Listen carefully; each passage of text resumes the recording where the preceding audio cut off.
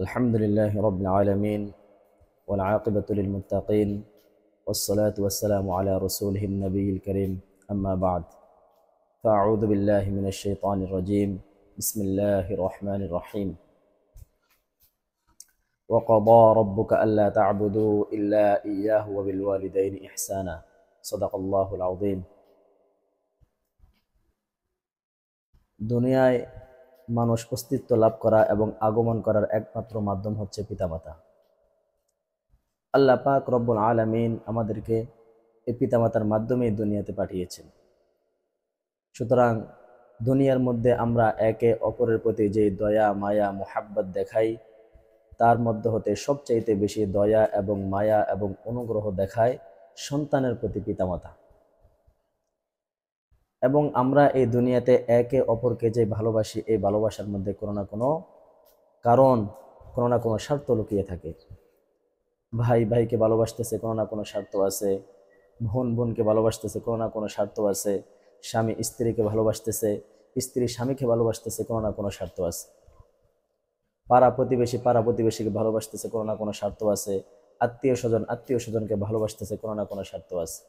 শুধু একমাত্র নিঃস্বার্থ ভালোবাসা হচ্ছে সন্তানের প্রতি পিতামাতার ভালোবাসা।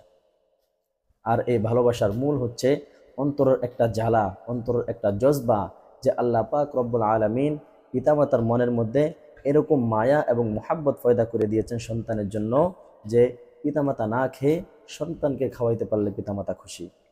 পিতামাতা কোনো সুন্দর কাপড় না পরে সন্তানকে পরাইতে পারলে পিতামাতা খুশি।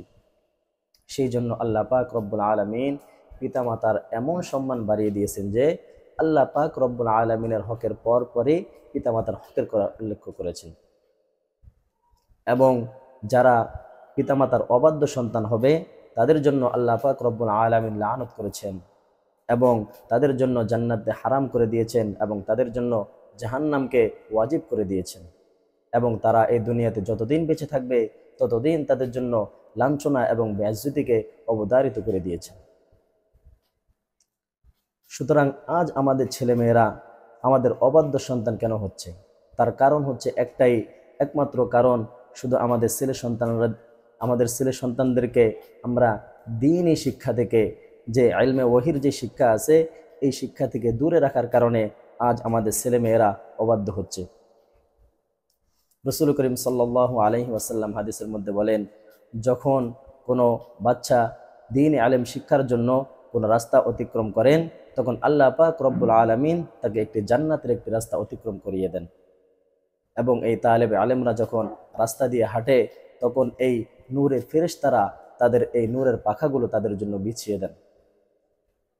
আর আলেম ওলামা যারা আছে তাদের জন্য দুনিয়ার সব কিছু, পশু পাখি হইতে নিয়ে সব কিছু, এমনকি এই নদীর মাছগুলো পর্যন্ত তাদের জন্য দোয়া করতে থাকে। আজ আমরা আমাদের ছেলে সন্তানদেরকে আমরা দ্বীনি শিক্ষায় শিক্ষিত করি না। আজ আমরা যখন আমার ছেলেকে BA pass, MA pass, doctor, engineer বানাইতে পারি, তখন আমরা অনেক খুশি হই। যখন শুনে যে কোনো একজনের ছেলে আলেম হয়েছে, হাফেজ হয়েছে, তখন আমরা মনে করি তারা এতটা জ্ঞানগুণী নয়, তারা এতটা শিক্ষিত নয়। কিন্তু যখন ইংরেজি শিক্ষায়, বাংলায় শিক্ষায় শিক্ষিত হয়, তখন আমরা তাদেরকে অনেক বড় শিক্ষিত মনে করি।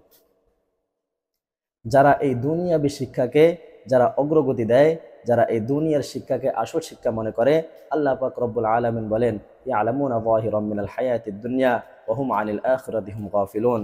তারা হচ্ছে এই দুনিয়ার বাহ্যিক দিকগুলোকে তারা দেখে, কিন্তু তারা আখিরাত সম্পর্কে তারা গাফেল, আখিরাত সম্পর্কে তারা কোনোই খবর রাখে না।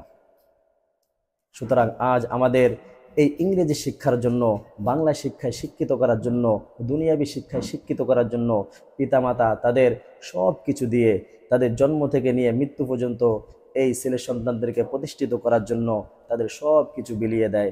তাদের খাওয়া নাওয়া যা কিছু আছে সব কিছু এই ছেলে সন্তানের জন্য বিসর্জন দিয়ে দেয়। তাদের জন্য বাড়ি গাড়ি সব কিছু গড়তে থাকে, তাদের সব কিছু সাজিয়ে দেয়। আর এই ছেলে সন্তানরা ওই সমস্ত পিতামাতার জন্য তারা বৃদ্ধা আশ্রম বানায়। সুতরাং এই শুধু ইলমে ওয়াহির জ্ঞান না থাকার কারণে, কোরআন হাদিসের জ্ঞান না থাকার কারণে আমাদের ছেলে সন্তানরা এই দ্বীনের পথ থেকে সরে যাচ্ছে। তারা কিভাবে নামাজ পড়বে, কিভাবে দোয়া করবে, এই সমস্ত কোনো কিছুই জানে না। আর যদি আপনি আপনার ছেলেকে যদি ইলমে ওয়াহির শিক্ষায় শিক্ষিত করতেন, কোরআন হাদিসের শিক্ষায় শিক্ষিত করতেন, তাহলে আপনার মৃত্যুর পরে আপনার কবরের পাশে গিয়ে সে আল্লাহ পাক রব্বুল আলামিনের কাছে সূরা ফাতিহা সূরা ইখলাস পড়ে আপনার জন্য দোয়া করত।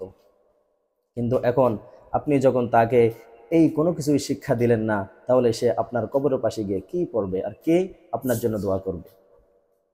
বাংলা ইংরেজি শিখেন, এগুলো দরকার আছে অবশ্যই, বর্তমান জমানায় এগুলো বেশি দরকার। বাংলা ইংরেজি শিক্ষা, সার্টিফিকেট, সরকারি সার্টিফিকেট যা আছে এগুলো সব কিছু দরকার আছে।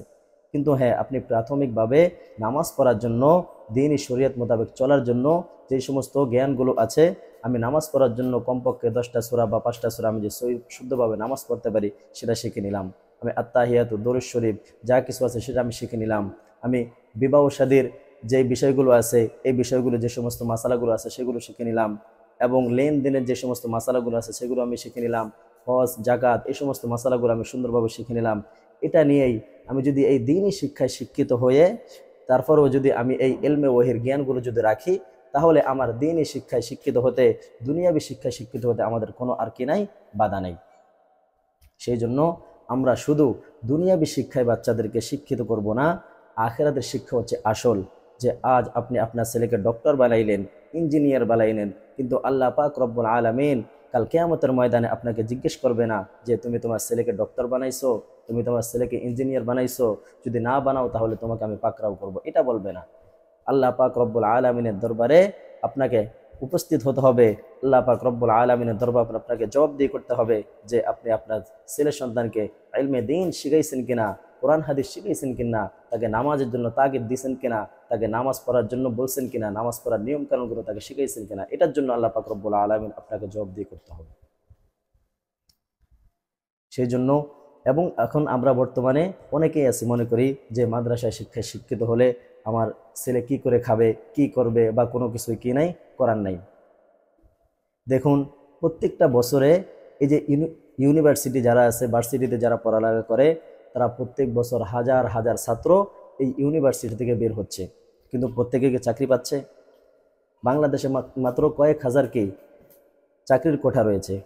এই চাকরির কোঠা বাদে হাজার হাজার ছেলেমেয়ে বেকার ঘুরতেছে। সুতরাং যদি এই ইংরেজি শিক্ষায় শিক্ষিত যারা আছে, বাংলায় শিক্ষিত যারা আছে, তারাই যদি শুধু কি চাকরি পাইতো, যদি তারাই যদি রিজিক পাইতো, তাহলে অন্য অন্য আলেম ওলামা যারা আছে, যারা কোনো কিছুই জানে না, যারা পড়ালেখা কোনো কিছুই জানে না, তাহলে তারা তো না খেয়ে মরত। সুতরাং রিজিকের ব্যবস্থা আল্লাহ পাক রব্বুল আলামিন এই দুনিয়ার যা কিছু আছে সব কিছুর ব্যবস্থা আল্লাহ পাক রব্বুল আলামিন করে দিয়েছেন। আল্লাহ পাক রব্বুল আলামিন বলতেছেন, ওমা মিন দাব্বাতিন ফিল আরদি ইল্লা আলা আল্লাহি রিজকুহা। এই দুনিয়ার মধ্যে চতুষ্পদ জানোয়ার হইতে নিয়া যা কিছু আছে সব কিছু রিজিকের দায়িত্ব আল্লাহ পাক রব্বুল আলামিনের উপর। সুতরাং আমরা যারা সংকোচ বোধ করতেছি যে মাদ্রাসায় পড়ালেখা করে আমার ছেলে কি করবে, কোনো ভালো একটা চাকরি করতে পারবে না, কোনো টাকাওয়ালা হইতে পারবে না, গাড়িওয়ালা হইতে পারবে না, বাড়িওয়ালা হইতে পারবে না, কোনো কিছুই করতে পারবে না, এই চিন্তা বাদ দিয়ে আল্লাহ পাক রব্বুল আলামিনের উপর তাওয়াক্কুল করে দ্বীনি শিক্ষায় শিক্ষিত করেন, তাহলে দেখবেন কাল কিয়ামতের ময়দানে আল্লাহ পাক রব্বুল আলামিনের কাঠগড়ায় দাঁড়িয়ে আপনাকে আর জবাবদিহি করতে হবে না। কাল আল্লাহ পাক রব্বুল আলামিন কাঠগড়ায় দাঁড়াইয়া আপনার ছেলে যেন আপনার বিরুদ্ধে আল্লাহ পাক রব্বুল আলামিনের কাছে কোনো নালিশ না করে, আপনার মৃত্যুর পরে আপনার কবরের পাশে দাঁড়িয়ে যেন সে আল্লাহ পাক রব্বুল আলামিনের কাছে আপনার জন্য মাগফিরাতের দোয়া করতে পারে, সেই উসিলায় আপনি তাকে দ্বীনি শিক্ষায় শিক্ষিত করেন। ইনশাআল্লাহ আপনি এই দুনিয়াতেও কামিয়াবি হবেন। আল্লাহ পাক রব্বুল আলামিন আপনাকে এই ছেলে সন্তানের উসিলায় কাল কিয়ামতের ময়দানে কঠিন মুসিবতের সময়, ওই সময় আল্লাহ পাক রব্বুল আলামিন আপনাকে কামিয়াবি করবে। আল্লাহ পাক রব্বুল আলামিন আমাদের সকলকে এই সামান্য কথাটুকু বোঝার তৌফিক দান করুক। ওয়া আখিরু দাওয়ানা আলহামদুলিল্লাহি রাব্বিল আলামিন। আসসালামু আলাইকুম ওয়া রাহমাতুল্লাহি ওয়া বারাকাতুহু।